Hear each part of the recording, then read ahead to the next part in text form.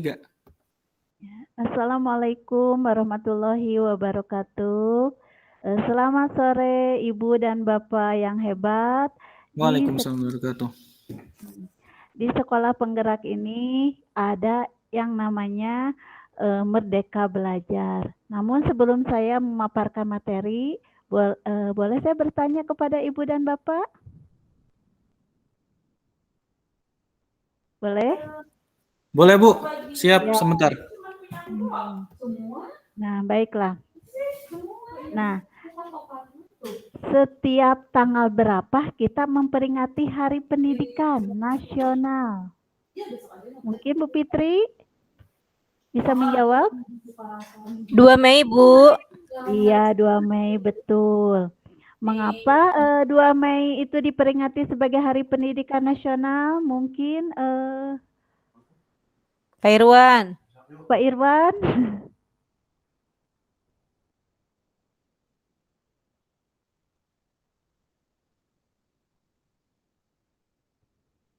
Atau Bu Fitri lagi? Boleh Bu Fitri?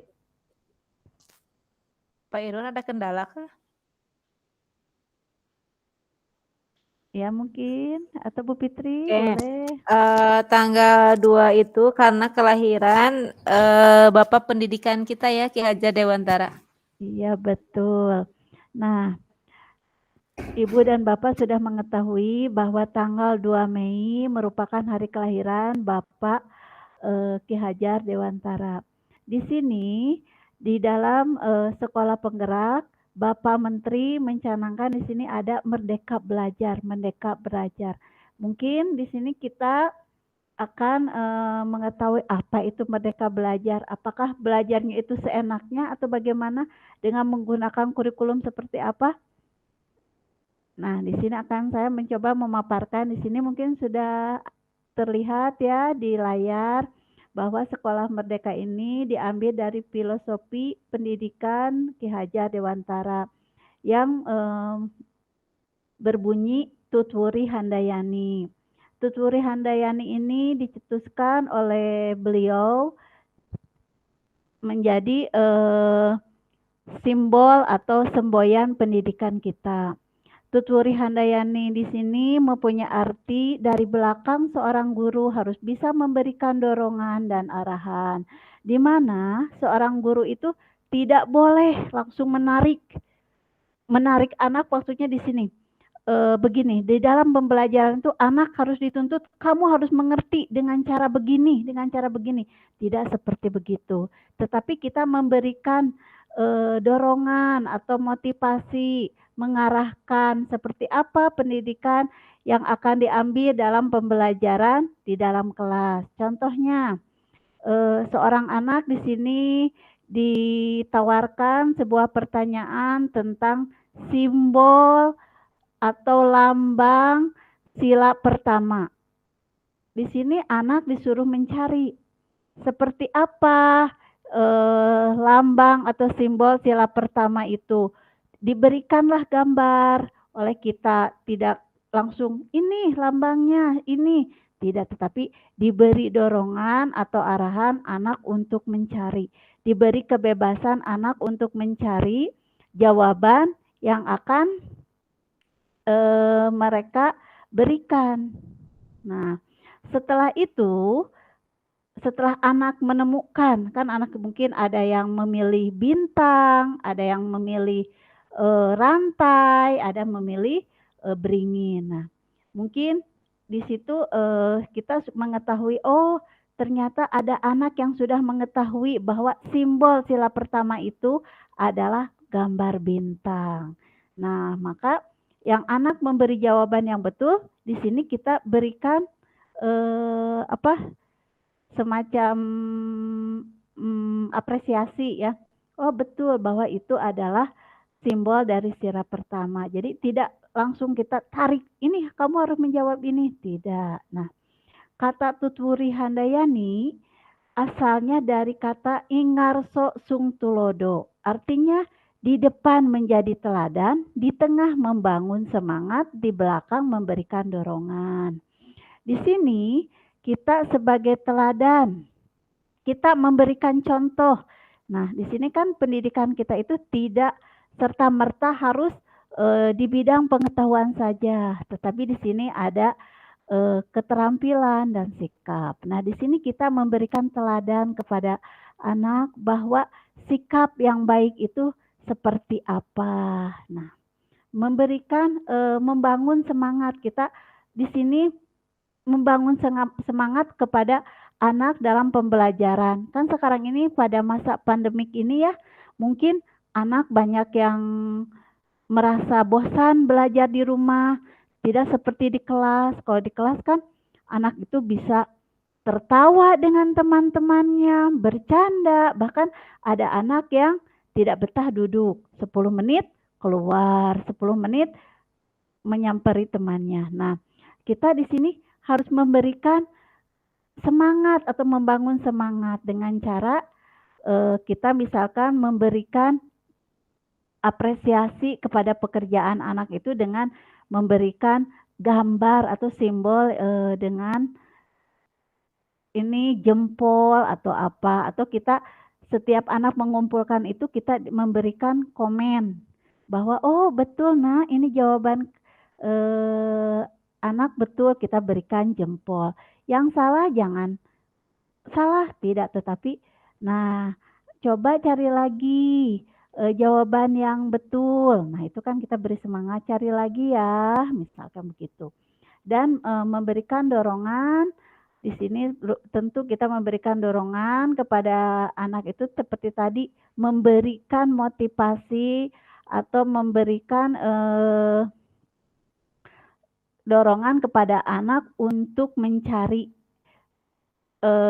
pemecahan masalah yang akan diberikan kepada pembelajaran yang kita berikan.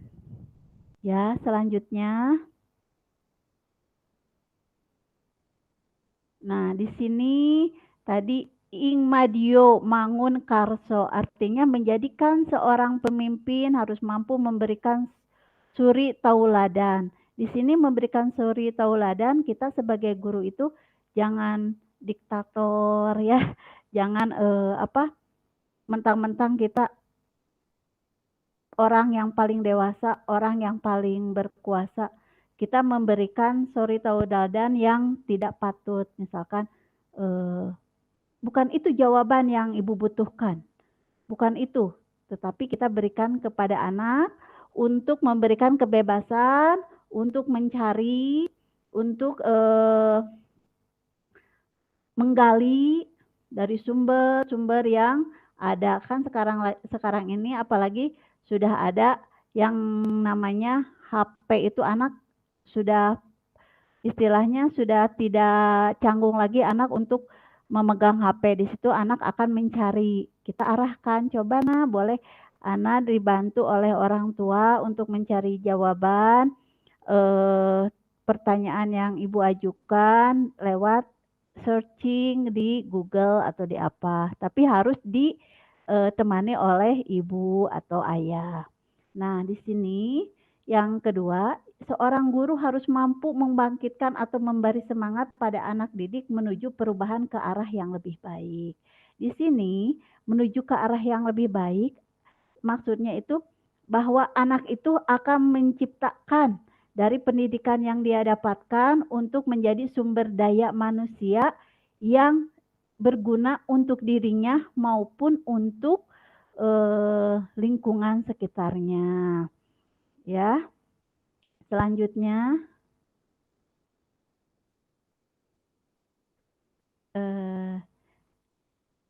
di sini pendidikan adalah proses memanusiakan manusia atau humanisme, yaitu mengangkat manusia ke taraf insani. Di sini yang Bapak Ki Hajar canangkan bahwa di sini memanusiakan manusia. Maksudnya di sini adalah menumpas kebodohan, menumpas penjajahan, sehingga masyarakat yang diharapkan itu adalah masyarakat yang mempunyai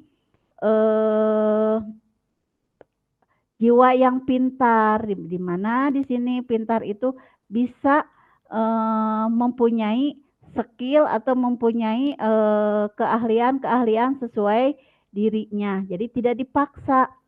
Kamu harus bisa menjadi seorang koki, kamu harus sekolah ke sini. Tidak, diberikan kebebasan kepada anak didik kita untuk memilih. Nah, di sini mungkin kita ini selain memberikan ilmu, selain kita mengajar, kita ini diposisikan sebagai konseling. Ya, kalau di SMP atau SMA mungkin di sana ada yang namanya guru BP. Nah, kita di sini dengan melihat bakat dari si anak, oh kamu ini pintar di dalam ilmu pengetahuan. Nah, kita arahkan. Oh, ternyata kamu ini sangat pintar di bidang matematik. Oh, terus gali, terus gali. Nah, ada juga anak yang pintar di bidang olahraga. Terus kita arahkan. Kamu bisa mengikuti berbagai ekstrakurikuler yang ada di sekolah di bidang olahraga, begitupun di bidang seni. Nah, di sini jadi untuk meningkatkan taraf manusia, tidak menjadi manusia yang bodoh yang bisa dibodohi atau bisa dijajah, tetapi menjadi manusia yang cerdas. Cerdas di sini artinya yang bisa menampilkan keahliannya, yang bisa menentukan mana yang bisa diambil untuk menuju taraf hidup yang lebih baik. Nah, di sini pendidikan lebih memerdekakan manusia dari aspek hidup batin.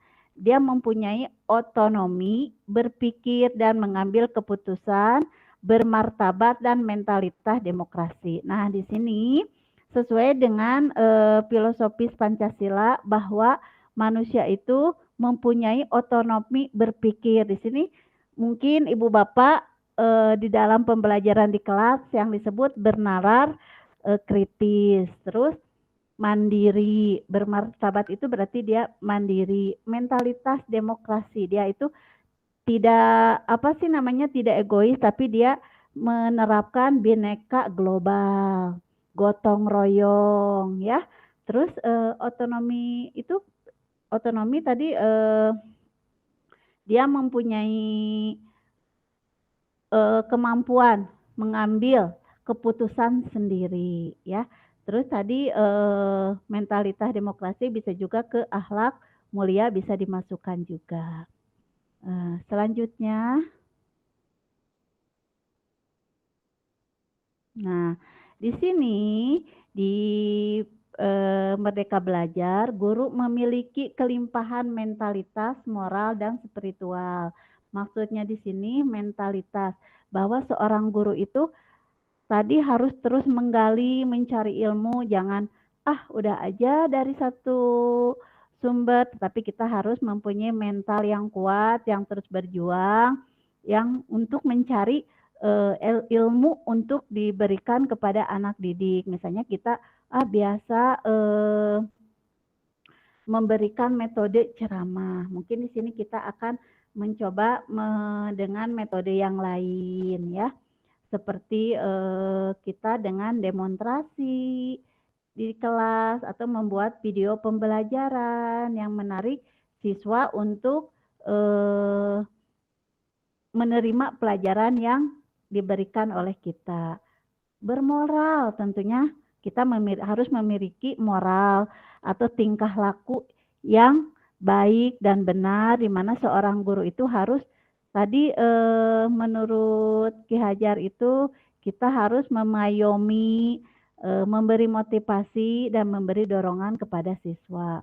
Terus spiritual, di mana spiritual ini kita tentunya mempunyai keimanan, yaitu berakhlak mulia. Di sini kita tentunya harus mempunyai dasar-dasar keimanan kita, di mana kita sehingga dalam memberikan pembelajaran itu kita tetap pada norma-norma agama. Nah, adapun tujuan dari pendidikan Merdeka Belajar ini adalah belajar yang mandiri, kreatif, artinya pembelajaran berpusat pada pendidik. Di sini kita tidak serta-merta dari satu arah saja kita dalam memberikan pembelajaran. Kita bisa dengan memberikan pertanyaan kepada siswa atau membuat siswa kreatif. Contohnya kita memberikan suatu proyek kepada siswa untuk dikerjakan sekreatif mungkin. Terus di sini mandiri, memberikan kepercayaan kepada siswa untuk bekerja sendiri, mencari, menggali potensi dirinya sehingga siswa itu betul-betul, oh ini saya kemampuannya di sini.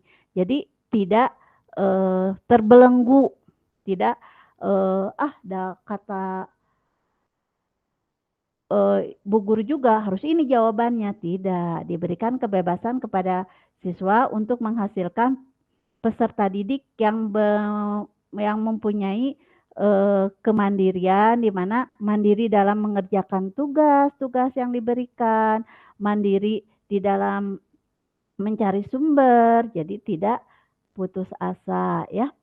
Moto pendidikan belajar di sini, moto Merdeka Belajar adalah membentuk siswa yang kompeten, cerdas, untuk sumber daya manusia dan berbudi luhur. Tentunya ini yang sangat diharapkan menjadi manusia yang ideal, yang bisa menciptakan suatu karya atau bisa bekerja untuk menghidupi dirinya di suatu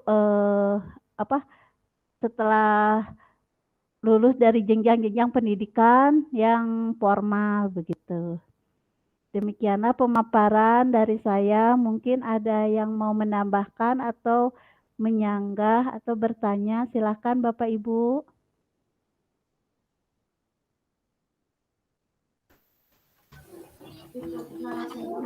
Oke, luar biasa sekali.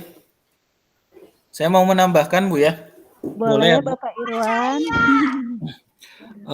Jadi bagus sih tadi tuh ya, Merdeka Belajar yang sudah dipaparkan oleh Bu Tintin gitu ya. Ya. Apalagi yang tadi menyinggung masalah kepemimpinan Bu ya. Ya. Nah itu sangat cocok sekali gitu Bu kalau menurut saya untuk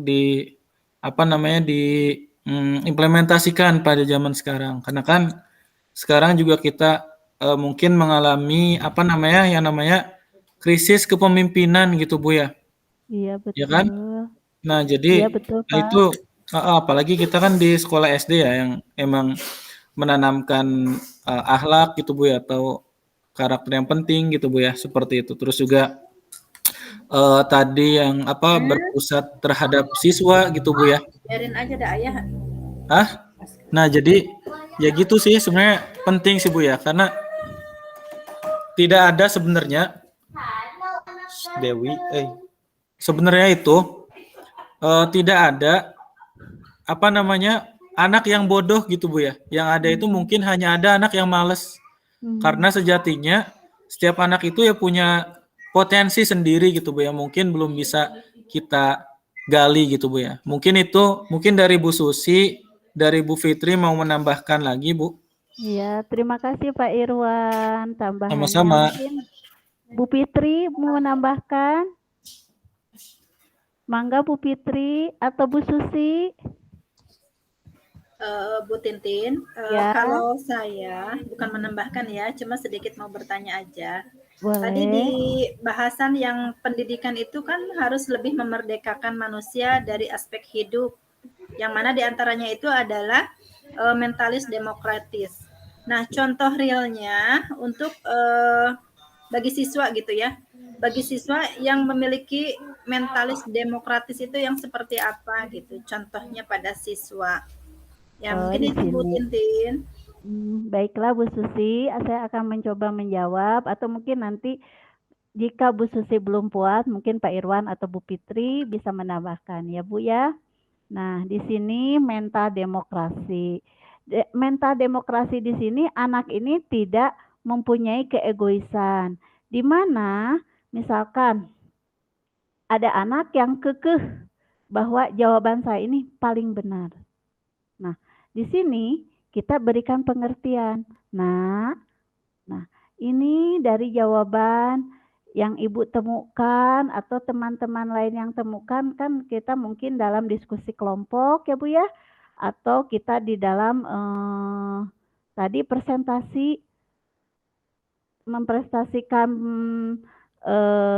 contohnya sajak atau apa ya, ada anak, ibu itu salah intonasinya, ibu itu salah ekspresi wajahnya. Nah, ada anak yang suka begitu. Kita berikan pengertian kepada anak bahwa setiap manusia itu mempunyai kemampuan yang berbeda-beda. Mungkin intonasinya kurang ya. Kita berikan kebebasan kepada anak untuk tadi biarkan saja dia berkreasi gitu ya Bu ya. Dengan tidak harus begini intonasinya, harus begitu, tidak memplot seperti begitu ya Bu. Dan di sini mungkin ada yang mau menambahkan Pak Irwan atau Bu Fitri?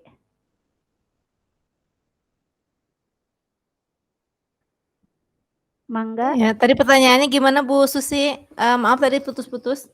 Gimana Ya. pertanyaannya? Tadi kan dibahas di tayangan bahwa pendidikan lebih memerdekakan manusia dari aspek hidup. Yang mana diantaranya itu tadi ada manusia yang mentalis demokratis. Nah, contoh realnya pada peserta didik itu bagaimana gitu? Contohnya peserta didik yang memiliki jiwa mentalis demokratis. Nah, saya menambahkan ya mungkin tadi sih penjelasan dari Bu Tintin sudah cukup jelas juga ya. Jadi mungkin yang mentalis demokratis itu mungkin anak bebas untuk memberikan pendapat, mungkinnya seperti itu. Anak bebas memberikan pendapat, kemudian anak diberikan waktu juga untuk diberikan kesempatan juga untuk menanggapi pendapat teman-teman yang lainnya. Mungkin seperti itu Bu Susi. Jadi anak diberikan kebebasan untuk memberikan pendapat gitu. Ya, makasih Bu Tintin, Bu Fitri. Ya, terima kasih Wah, Bu Fitri. luar biasa sekali. Mungkin barusan sudah ada aba-aba, waktunya habis ya. Mungkin pemaparan ini cukup. Pertanyaannya satu dari Bu Susi tadi ya, pertanyaannya sangat bagus, dan tambahan jawaban dari Bapak Irwan, dari Bu Fitri sangat bagus juga. Saya mengucapkan terima kasih. Semoga Ibu dan Bapak yang hebat-hebat ini di Sekolah Penggerak merasa tidak puas dan mempunyai jiwa tadi terus menggali sumber sehingga bisa menumbuhkan rasa kreatif dan untuk bisa diberikan di dalam kelas. Demikianlah pemaparan yang saya berikan. Wassalamualaikum warahmatullahi wabarakatuh. Waalaikumsalam warahmatullahi wabarakatuh. Luar biasa, alhamdulillah, 2 jempol. Terima kasih untuk semuanya. Oke. Ayo.